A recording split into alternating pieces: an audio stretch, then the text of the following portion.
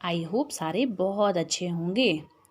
बिना time spend किए हम सीधे बढ़ते हैं अपने टॉपिक की तरफ, जो है क्लास 9th का chapter number 4 structure of the atom.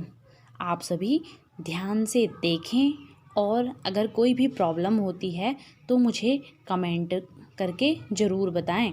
मैं आपका और आपकी समस्या का समाधान करने की ज़रूर कोशिश करूँगी। तो बच्चों, जैसा कि हम जानते हैं कि जो परमाणु होता है 3 जो मेन मॉलिक्यूल से मिलकर बना हुआ होता है। वो 3 कौन कौन से होते हैं? फर्स्ट होता है electron, proton and neutron. Electron की खोज हमारी जे थॉमसन ने की थी और बताया था इस पर नेगेटिव चार्ज होता है। प्रोटॉन की खोज रदरफोर्ड ने की थी और ये भी प्रूफ किया था कि इस पर पॉजिटिव चार्ज होता है। और जो लास्ट हमारा न्यूट्रॉन होता है, इसकी खोज चैडविक ने की थी।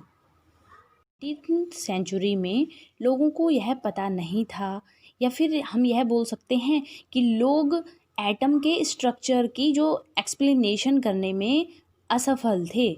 मिस्ट्री को सुलझाने के लिए बहुत सारे लोगों ने अपने मॉडल प्रस्तुत किए, लेकिन जो एक्यूरेसी के क्रम में बिल्कुल ठीक था वह पहला मॉडल थॉमसन मॉडल का माना जाता है। इससे पहले भी बहुत सारे मॉडल दिए गए, लेकिन उनका अच्छे से एक्सप्लेनेशन नहीं हो पाया।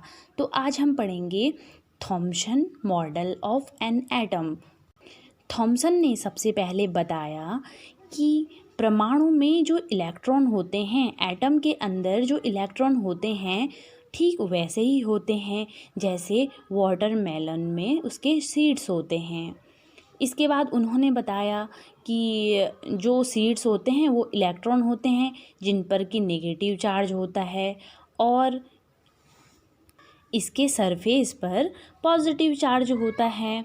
तो इन्होंने अपने मॉडल की 2 बातें सामने रखी थी। पहला इन्होंने बोला था कि इलेक्ट्रॉन इसमें तरबूज के बीज के जैसे धसे हुए होते हैं, और सेकंड इन्होंने जो मेन बोला था वो बोला था negative and positive charge are equal in magnitude, यानी जो पॉजिटिव चार्ज है और जो नेगेटिव चार्ज है ये दोनों आपस में बराबर होते हैं हर एटम में, जिसकी वजह से जितना इलेक्ट्रॉन होंगे उतने ही प्रोटॉन होंगे, इलेक्ट्रॉन पे उतना ही नेगेटिव चार्ज होगा, प्रोटॉन पे उतना ही पॉजिटिव चार्ज होगा। और इस टाइप से पूरा होल जो एटम हमारा होता है वह इलेक्ट्रिकली न्यूट्रल हो जाता है। बस यही बातें जे थॉमसन ने अपने मॉडल में प्रस्तुत की थी, लेकिन जो ये मॉडल था इसकी कुछ सीमाएं थी। इसको बहुत सारे लोग अपने मॉडल के हिसाब से इसका एक्सप्लेनेशन नहीं कर पाए थे, और यह एक्सप्लेनेशन थोड़ा बहुत तो सही था। ये बात तो बिल्कुल सही थी कि जो पॉजिटिव चार्ज होता है नेगेटिव चार्ज के बराबर होता है, लेकिन इसकी एक एक्यूरेट डेफिनेशन या फिर एक एक्यूरेट एक्सप्लेनेशन नहीं हो पाई थी। अगर आपको यह वीडियो पसंद आया हो तो लाइक करें और अपने सुझाव कमेंट बॉक्स में ज़रूर दें, ताकि